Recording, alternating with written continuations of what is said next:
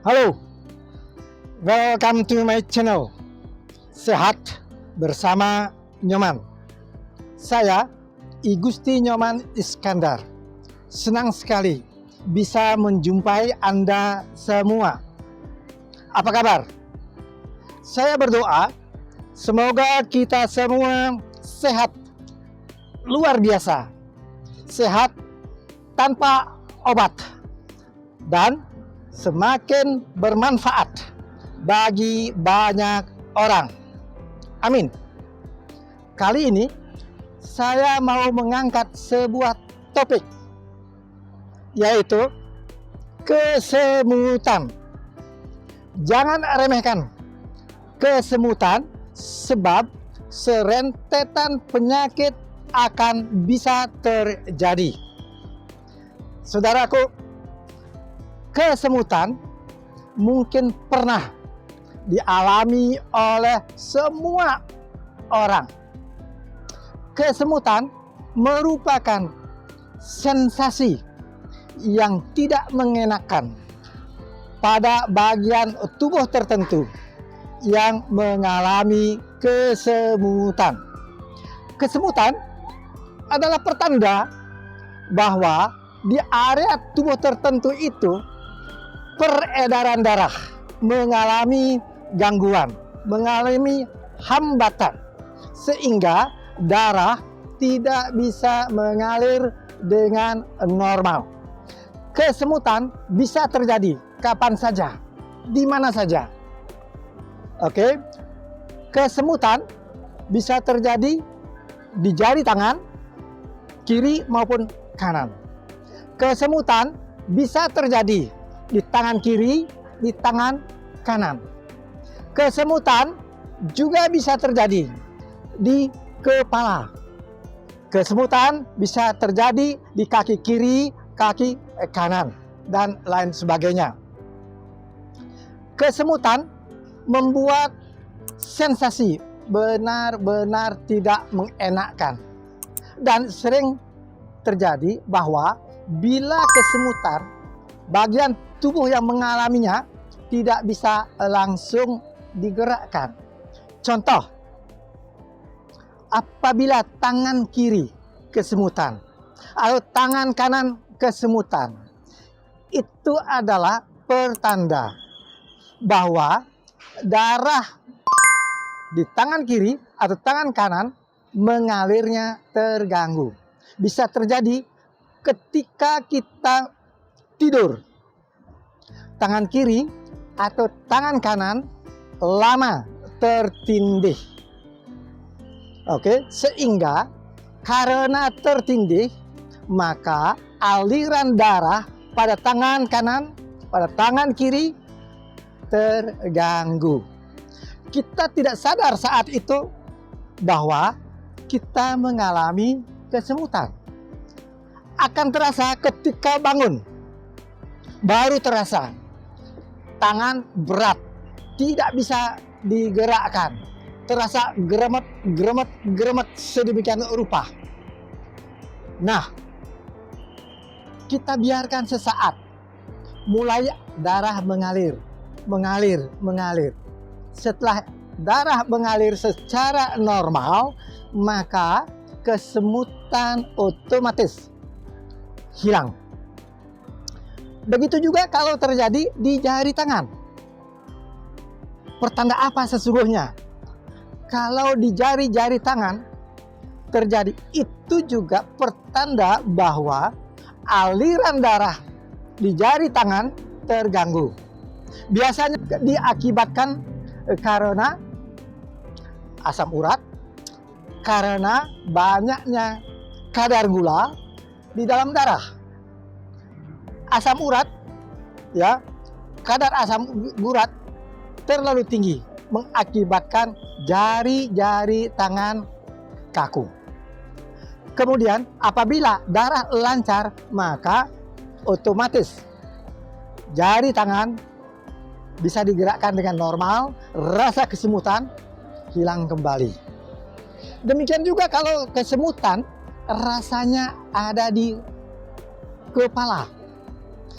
Itu adalah pertanda bahwa aliran darah di kepala, di area kepala mengalami hambatan, mengalami gangguan, sehingga tidak bisa mengalir secara normal. Nah, kenapa? Bisa jadi ketika ada penyempitan pembuluh darah atau ketika terjadi gumpalan darah, saat itu aliran darah di pembuluh darah area kepala terganggu, maka rasa kesemutan itu terjadi. Kemudian apabila katakanlah gumpalan darah lewat dari pembuluh darah atau penyempitan pembuluh darah kembali normal, maka darah akan bisa mengalir seperti biasa. Dengan demikian, maka kesemutan otomatis hilang.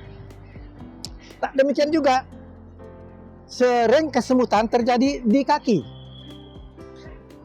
Apabila kita kelamaan jongkok, apabila kita kelamaan duduk bersila. Kalau jongkok, kaki otomatis dua belah kaki kiri maupun kanan terlipat. Dengan lipatan itu, pembuluh darah mengalami penyempitan. Aliran darah keganggu. Kita saat itu tidak merasa kesemutan. Tetapi begitu bangun berdiri, nggak langsung bisa berjalan. Kaki terasa berat. Baru sadar bahwa sesungguhnya kaki mengalami kesemutan.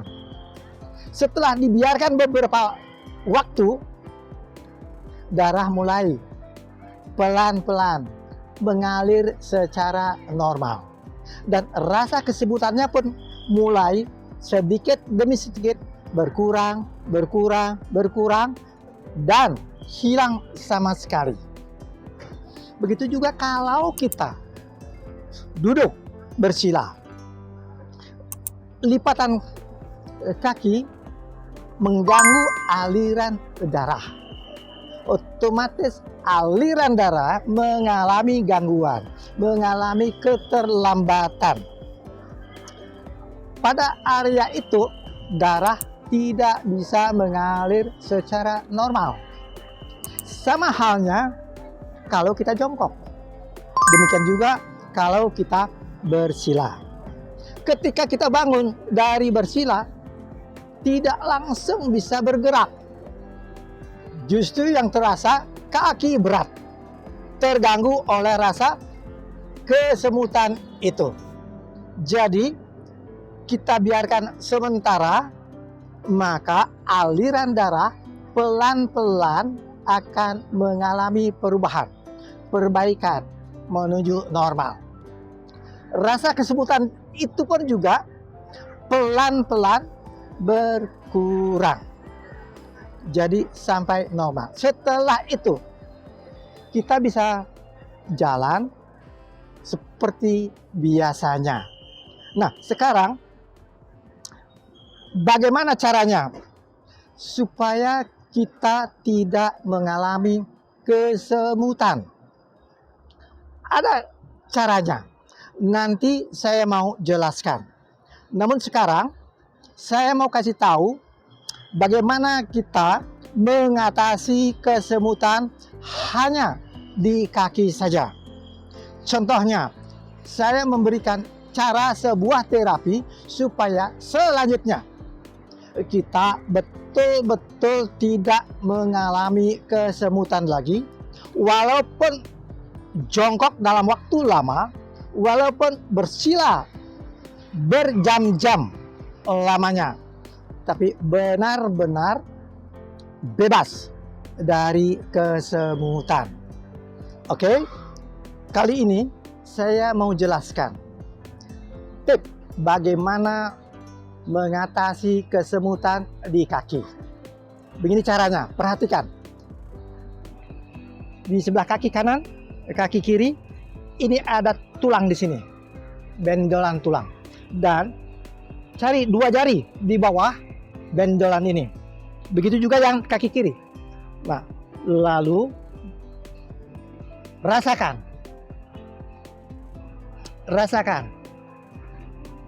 Pencet. Apabila terasa nyeri, maka posisi tangan mencetnya itu tepat pada saraf yang dibutuhkan. Nah, lalu setelah ketemu, tangan harus mencetnya dua-dua. Tidak boleh dari depan, tidak boleh dari kiri, harus dua-duanya dari posisi tangan seperti ini. Nah, ini diputar seperti ini. Ini bisa dilakukan 2 kali, 3 kali seminggu rutin.